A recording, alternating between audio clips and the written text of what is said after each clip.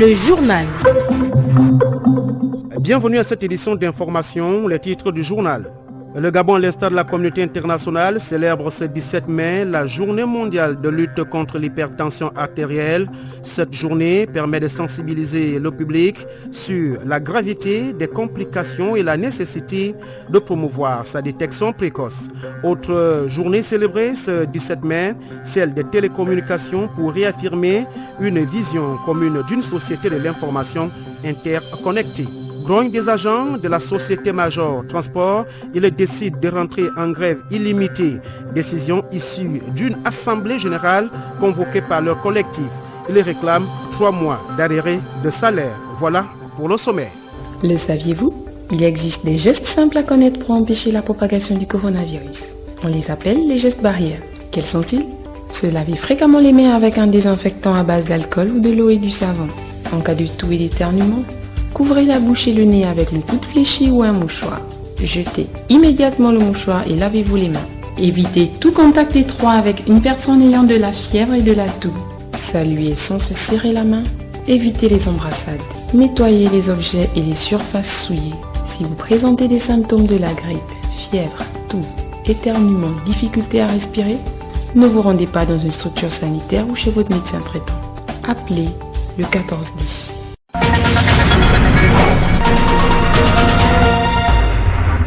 En ouverture de cette édition d'information, la communauté internationale célèbre ce 17 mai 2020 la journée mondiale de lutte contre l'hypertension artérielle décrétée par la Ligue mondiale de l'hypertension artérielle en 2005.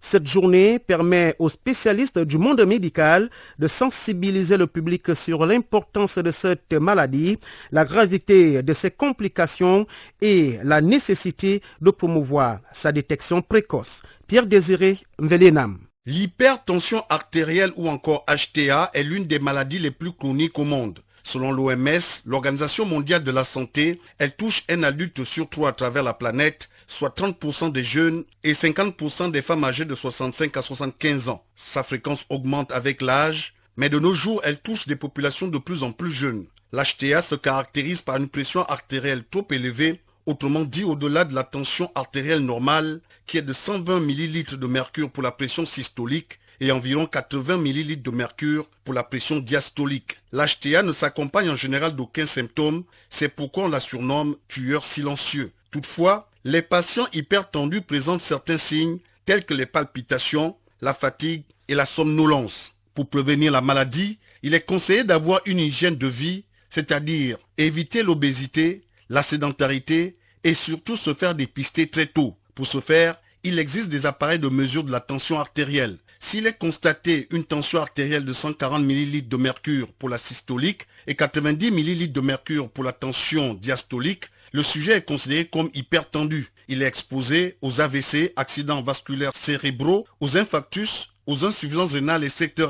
Il n'y a malheureusement pas de traitement qui permette de guérir définitivement de l'hypertension artérielle, mais on dénombre quelques-uns qui abaissent artificiellement la pression sanguine, les traitements hygiéno-diététiques et le traitement médical. Les chercheurs sont actuellement sur un nouveau médicament, l'Ofiribista, censé être très efficace. Mais selon l'OMS, dès 2025, le monde pourrait compter plus d'1 milliard d'hypertendus à cause du vieillissement de la population et de l'évolution de leur mode de vie. L'hypertension artérielle est souvent appelée la tueuse silencieuse car elle n'a pas de symptômes très connus. Elle tue chaque jour et aujourd'hui, elle touche plus les jeunes comme les plus âgés. Sonia Adasembe s'est entretenue avec un cardiologue. Suivant son reportage. Le caractère universel de l'hypertension artérielle fait de cette maladie aujourd'hui un fléau mondial. Mais détecter cette pathologie à temps peut éviter d'avoir un statut d'hypertendu. C'est pourquoi, dès l'apparition des premiers signes, il faut tout de suite se diriger vers un médecin. Le docteur Francis Ndoumobiang, cardiologue au CHU de Libreville, énumère les symptômes primaires. L'hypertension artérielle, c'est une maladie chronique, vasculaire, qui peut avoir des conséquences au niveau cardiaque. C'est une maladie dont les causes ne sont pas souvent connues. Certains symptômes peuvent déjà orienter le patient, la survenue de céphalées, des maux de tête, qui sont récurrentes, qui sont rebelles au traitement antalgique habituel. Le malade peut avoir des flous visuels, peut entendre des sifflements au niveau des oreilles, l'impression de voir des mouches volantes au niveau de ses yeux. Plusieurs facteurs rationnels favorisent de façon accélérée la survenance de l'hypertension artérielle. L'environnement peut jouer un rôle et il y a également probablement des contextes génétiques. Le plus souvent, c'est une maladie qui évolue de façon silencieuse, à bas bruit. C'est pour ça qu'on l'appelle la silencieuse qui tue. Donc c'est souvent le patient ne ressent rien et c'est lorsque les symptômes apparaissent que nous sommes déjà à un stade parfois évolué d'elle et souvent rapporté à forte consommation de sel. Pour s'arrimer à l'adage qui dit « vaut mieux prévenir que guérir », le cardiologue sensibilise les populations. Il faudrait que les populations connaissent cette maladie, ils se l'approprient et qu'ils mettent dès à présent des mesures d'hygiène de vie, des mesures de prévention afin que cette maladie puisse reculer dans notre pays. Car l'hypertension en elle-même, ce n'est pas elle qui pose le problème. Le problème va se poser dans les complications qu'elle va occasionner, à savoir des complications au niveau rénal, au niveau vasculaire, au niveau du cerveau, ce sont les AVC. Et comme on dit, rien de tel qu'une bonne hygiène de vie pour sa santé. Après avoir passé 3 semaines au CHU, Centre hospitalier universitaire de Libreville, Mick Minkolo, patient testé positif à la Covid-19, de retour chez lui, nous parle de son périple sanitaire. Ahmad Farlan Beni Vaka nous retrace le parcours de ce compatriote. Masque chirurgical sur le visage, Mike Mikolo, patient testé positif à la Covid-19, est de retour chez lui après avoir passé une dizaine de jours au CHUL de Libreville en surveillance médicale. Au départ, ce dernier pensait qu'il était victime d'un simple paludisme. Je suis allé en pharmacie, j'ai pris du Quartem, du Ronferron et Exomu. Et du coup, j'ai suivi le traitement du paludisme. Mais malheureusement, les symptômes n'ont pas disparu. C'est même empiré, je commençais à perdre l'odorat. Donc je ressentais plus rien, j'ai perdu le goût. J'avais mal aux articulations et j'avais des fortes fièvres. C'est donc par les conseils d'une amie du SAMU que Mike sera invité à appeler le 1410. Après plusieurs tentatives, il finira par être conduit aux urgences où il subira un test de dépistage. 72 heures plus tard, il fut déclaré positif. Et donc là-bas,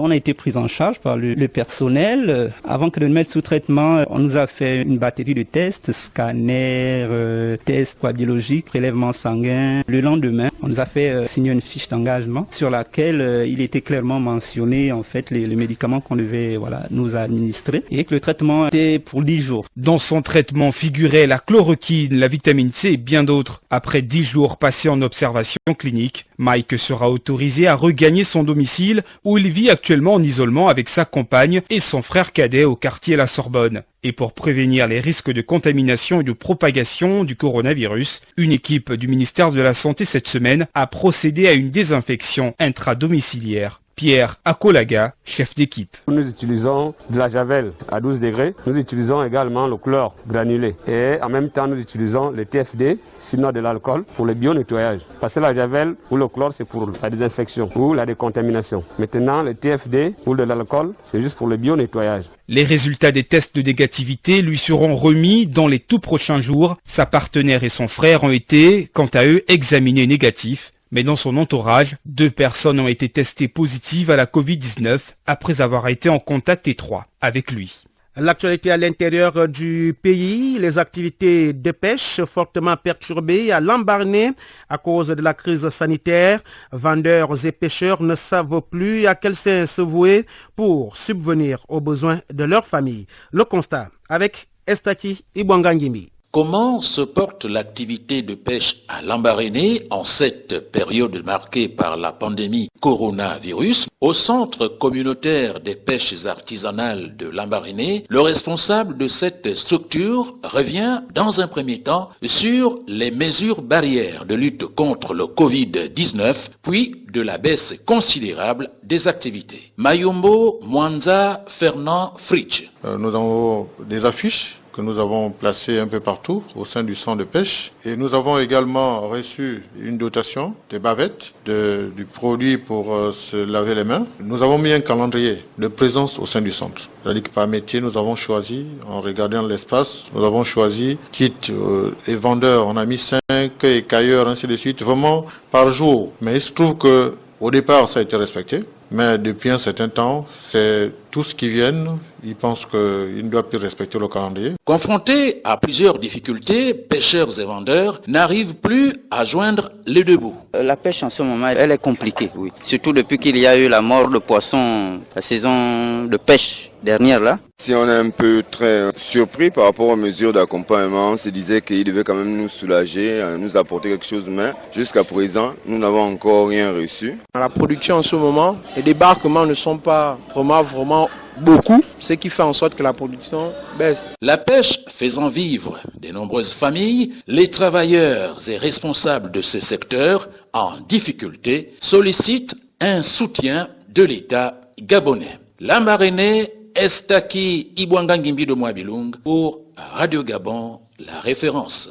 Habitam, distribution des kits alimentaires aux populations de la 4e circonscription du département d'Untem. Plus de 1000 familles ont reçu des denrées alimentaires.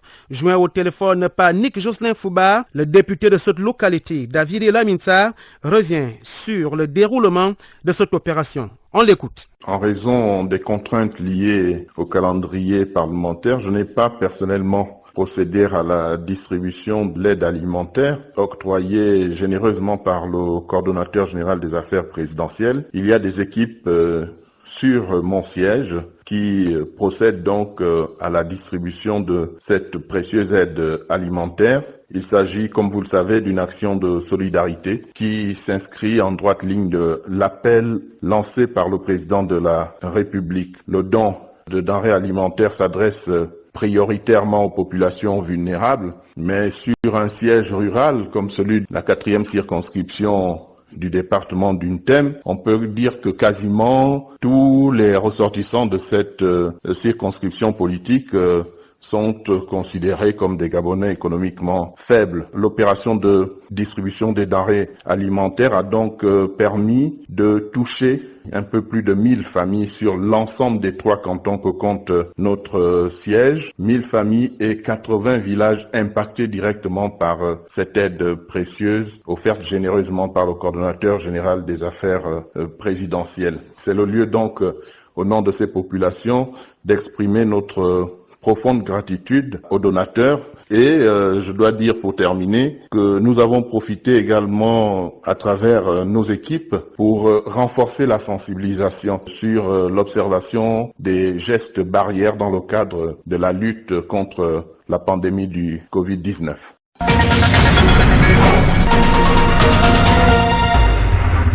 Rien à voir avec ce qui précède et retour à Libreville pour parler du début d'une grève illimitée à l'agence Major Transport, une décision prise à l'issue d'une assemblée générale convoquée par un collectif des agents de cette société de transport terrestre. Ces derniers réclament le paiement des arriérés de 3 mois de salaire et ce non-paiement date d'avant la période de confinement. Sonia Adassembe était sur les lieux.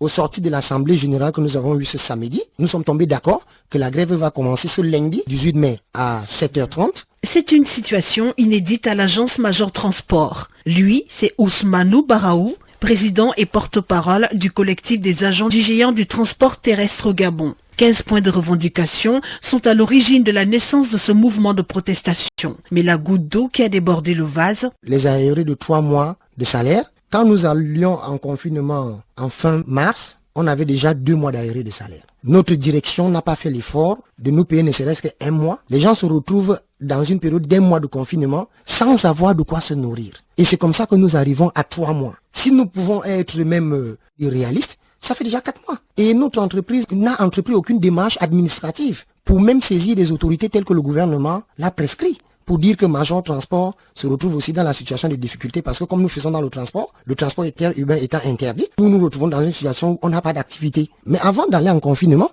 nous avons travaillé 1 mois de février plein, 1 mois de mars plein. En réalité, l'agent déclencheur de cette crise a été un drame dont l'un de leurs collègues a été victime. Willy Ndong-Boukar, secrétaire général du mouvement, explique. Parce que nous avons d'abord commencé, il faut le dire, dans l'ombre. Et nous sommes partis en confinement, nous avons supporté 2 mois sans salaire. Nous sommes arrivés à une situation où nous avons perdu un collègue qui était malade. raison pour laquelle ce mouvement s'est vraiment accentué. Nous avons décidé de prendre vraiment le taureau par les cornes. Voir un collègue partir où il n'y a pas d'assistance et des situations que nous avons de nos collègues qui partent à la retraite où la situation de la CNSS n'est pas régularisée et nous avons décidé de sortir de l'ombre. Dans cette démarche de revendication de leurs droits, le collectif a saisi la Direction générale du travail. Et c'est certainement animé par cet esprit de l'égalité et de paix que son porte-parole lance ces messages. Nous ne sommes pas en guerre. Nous voulons rassurer ici notre Direction générale que nous ne venons pas nous plaindre sur les antennes de Radio Gabon parce que nous voulons que l'entreprise ferme. C'est pas ça notre objectif. Au contraire, nous voulons qu'on s'asseye, qu'ensemble on essaye de voir comment nous pouvons recadrer les choses pour qu'à la reprise des activités, que les choses puissent bien fonctionner, que pour l'entreprise elle-même et aussi les investisseurs qui est le patron et en même temps les employés. Que chacun puisse trouver son compte. En cette période de crise sanitaire, les autorités font montre d'une solidarité sans précédent. Et cet exemple doit faire l'unanimité pour que les populations ne se sentent pas lésées. Créer une société de l'information équitable, il est temps d'agir les TIC au service des objectifs du développement durable. C'est le thème retenu cette année à l'occasion de la célébration de la Journée mondiale des télécommunications pour réaffirmer une vision mondiale commune d'une société de l'information interconnectée. Issa Steve Mefan. Une journée qui marque la célébration de 2 événements pour l'Union internationale des télécommunications. Il s'agit de la naissance du télégraphe aux communications par satellite et à l'Internet en passant par la radiodiffusion sonore et télévisuelle. Des travaux qui ont permis de contribuer à tirer parti des potentialités scientifiques et technologiques pour répondre à un besoin fondamental de l'homme, celui de communiquer. Toutefois, tout le monde ne profite pas des retombées socio-économiques des télécommunications. Le rapport sur le chaînon manquant définit clairement la fracture numérique, l'accès à un nombre élargi d'acteurs. Depuis lors, l'Union internationale des télécommunications œuvre résolument à mettre les avantages des technologies de l'information et de la communication à la portée de toute l'humanité. L'année 2020 représente une occasion unique pour les membres de l'UIT de célébrer la contribution des TIC au progrès de l'information et de présenter le programme Connect 2030 pour le développement des télécommunications dans le monde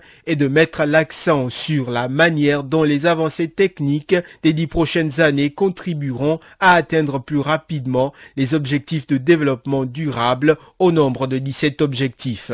En cette période de pandémie sanitaire mondiale, les télécommunications ont démontré leur importance.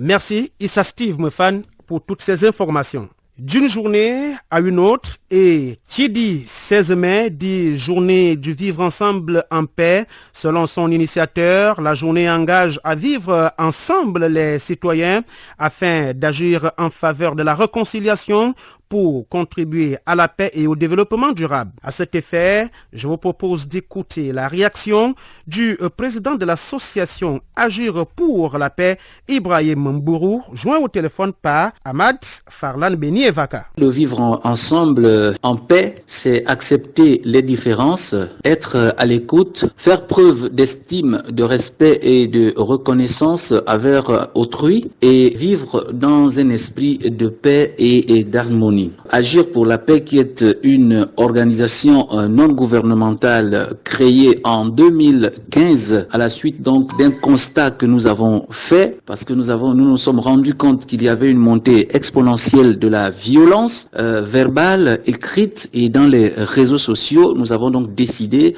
de créer cette organisation au fin de sensibiliser les Gabonais, les ramener à des sentiments meilleurs pour éviter donc cette espèce de haine qui s'enflait dès l'année 2015. Aujourd'hui, avec le confinement, il y a lieu que les décideurs ou alors les comités techniques mis en place à cet effet puissent confectionner des affiches, mettre à la disposition des ONG ou des volontaires au fait de continuer la sensibilisation. Elle se fait déjà dans les médias, mais aussi il y a lieu de faire une campagne directe auprès des populations à travers donc des prospectus, à travers des explications avec des mégaphones pour informer les populations sur les dangers de la pandémie de la Covid-19. C'est aussi ça notre contribution en tant qu'organisation non gouvernementale.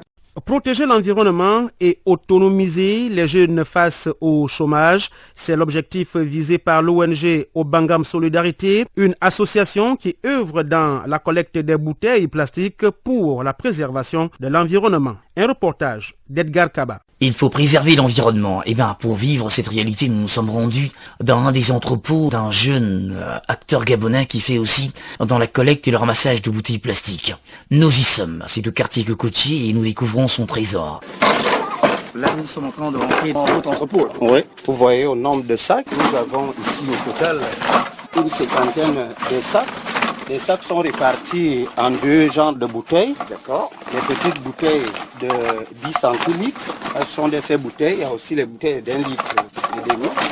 Donc, sont ces sacs-là et sont des bouteilles propres. Même si on prend des bouteilles sales, on vient les laver à la pompe publique. Là où il y a l'entrepôt ici, au quartier Vallée Sainte-Marie au Cocotier. Il s'agit là du président d'une association dénommée Obangam Solidarité, dirigée par Justin Ngonga, journaliste indépendant qui se mue de temps en temps en collecteur de bouteilles plastiques pour la préservation de l'environnement. Cette vision s'inscrit en phase avec celle du chef de l'État Ali Bongo Ondimba, celle de protéger notre environnement. Le président de cette association a permis à plusieurs jeunes Gabonais de sortir la tête de l'eau face au chômage qui sévit actuellement dans le pays. Justin Ngonga. Dans le cadre de la lutte contre le chômage, nous avons inscrit l'année passée, en 2019, plus de 100 jeunes à l'Office national d'emploi pour 2 catégories. Une première catégorie à l'apprentissage duel et une autre catégorie de jeunes qui ont bénéficié des stages dans des entreprises. Aussi l'appel à toutes les mairies, les 6 arrondissements de Libreville, la mairie centrale, le même appel à toutes les collectivités du Grand Libreville, c'est-à-dire les mairies de Libreville, Ovendo et Akanda. Mais aussi aux personnes de bonne volonté qui peuvent voir ce dont nous sommes en train de faire. L'abondance de bassins versants et autres canaux obstrués par des bouteilles plastiques qui causent tant de dégâts, face à cela, l'association Obangam Solidarité a des perspectives en vue de désengorger cette situation, celle de l'élargissement des groupes de collecteurs de bouteilles plastiques dans le Grand Libreville. In fine, projet de construction d'entreprises en vue de mieux aider l'État dans cette lourde et savoureuse mission, celle de faire avancer le pays dans l'esprit de compétitivité et de propreté du Grand Libreville.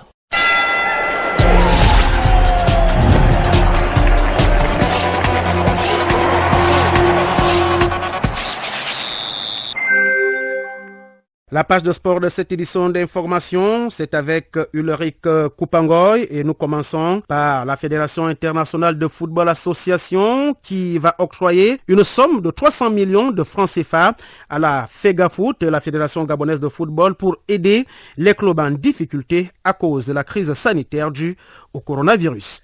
L'aide financière de la FIFA sera bientôt versée aux ayants droit. Parmi les joueurs évoluant en première et deuxième division, seuls 30 joueurs et 5 encadreurs vont bénéficier de cette aide financière. L'objectif est d'atténuer l'impact du Covid-19 sur les clubs, vu que les compétitions sont à l'arrêt depuis 3 mois. Le montant de l'enveloppe est estimé à 300 millions de francs CFA. Écoutons le président de l'Association nationale du football professionnel du Gabon, Rémi Ebanega. Il est au micro de David Maguena, La Panthère. Le fonds d'aide d'urgence de la FIFA alloué aux fédérations ne doit pas susciter des débats au Gabon. Il faut rappeler aussi que ce fonds d'aide n'est qu'un versement anticipé de la subvention allouée aux fédérations dans le cadre du projet Forward. La FEGAFOOT, pour ma part, est donc le seul responsable de l'orientation qu'elle fera de cet argent dans sa politique de gouvernance du football au Gabon pour faire face à la crise du Covid-19. Maintenant, s'agissant de l'aide de la FEGAFOOT au club, je ne peux pas trop m'avancer là-dessus. Je pense que la FEGAFOOT est mieux placée pour en parler. Par contre, si la FEGAFOOT décide de venir en soutien aux joueurs, nous, à NFPG, on voudrait simplement veiller à ce que cette aide ne se transforme pas en salaire ou prêt sur les salaires à venir des joueurs. Mais surtout que la FEGAFOOT se rassure que chaque footballeur évoluant dans le National Foot 1 et 2 bénéficiera intégralement de ce soutien. Rémi Ebanega souhaite que cet argent soit remis aux footballeurs professionnels évoluant dans notre pays qui sont dans la détresse depuis plusieurs mois. Il est toujours au micro de David Maguena, La Panthère. Comme vous le savez, les footballeurs sont en situation de détresse bien avant la crise du Covid-19. Plus de la moitié n'a reçu aucun salaire depuis le mois de décembre. Et pourtant, l'État a donné une partie de la subvention, par exemple. Et même septembre pour les clubs qui ont disputé les matchs de barrage. Nous avons également saisi par courrier la FEGAFOOT pour l'interpeller sur la nécessité de trouver des solutions collégiales durables afin de régulariser la situation contractuelle des footballeurs et mettre en place des dispositions communes légales qui protégerait tous les acteurs. Vous savez, c'est vraiment pénible de revenir sur les mêmes problèmes de violation de contrat des joueurs à chaque saison. Et ces conflits incessants entre les acteurs, entre nous, donnent une mauvaise image de notre football. L'international gabonais Stéphane Eyon Essonou, évoluant au Lesotho, a retrouvé le chemin des stades après un séjour à l'hôpital. Hospitalisé la semaine dernière après un malaise, l'international gabonais a regagné son domicile à Maseru, capitale du Lesotho. Le défenseur de Matlama Football Club, première division lésotienne, entend travailler dur pour conserver sa place de titulaire au sein de l'équipe. L'ancien joueur de l'US Bitam s'entraîne seul et à domicile à cause du Covid-19. À l'instar de plusieurs pays dans le monde, le Lesotho a suspendu son championnat de football. Matlama Football Club est actuellement deuxième du championnat après 19 journées. C'est le club le plus titré du Lesotho avec 10 succès en championnat. L'entraîneur français Hervé Renard est tout proche de devenir le coach de l'Olympique de Marseille pour succéder à André Villas-Boas, devenu indésirable à l'OM. En colère suite au départ du directeur sportif Andoni Zubizarreta, l'entraîneur André Villas-Boas est proche d'un départ du côté de l'Olympique de Marseille. Pour le remplacer, le club phocéen s'active pour lui trouver un successeur en la personne d'Hervé Renard, double vainqueur de la CAN et qui a entraîné Lille et Sochaux. Ce dernier est actuellement sélectionneur de l'Arabie Saoudite depuis son départ au Maroc l'été dernier. Le technicien français pourrait être intéressé alors qu'il est concentré sur le mondial 2022 avec sa sélection. D'autres noms sont annoncés, à l'instar de Leonardo Jardim, ex-coach de Monaco, et Bruno Genesio, ancien entraîneur de Lyon. Nous arrivons au terme de cette édition d'information. Je vous rappelle ses principales articulations. Le Gabon, à l'instar de la communauté internationale, célèbre ce 17 mai la journée mondiale de lutte contre l'hypertension artérielle. Cette journée permet de sensibiliser le public sur la gravité de ses complications et la nécessité de promouvoir sa détection précoce. Autre journée célébrée ce 17 mai, celle des télécommunications pour réaffirmer une vision mondiale commune d'une société de l'information interconnectée. Grogne des agents de la Société Majeure Transport, ils décident de rentrer en grève illimitée. Décision issue d'une assemblée générale convoquée par leur collectif. Ils réclament 3 mois d'arrêt de salaire. C'est ainsi que nous mettons un terme à cette édition d'information réalisée par toute l'équipe de la rédaction de Radio Gabon. La page de sport était assurée par Ulrich Koupangoy. Je suis Fabien Guillaume Kembele. Merci de nous avoir écoutés.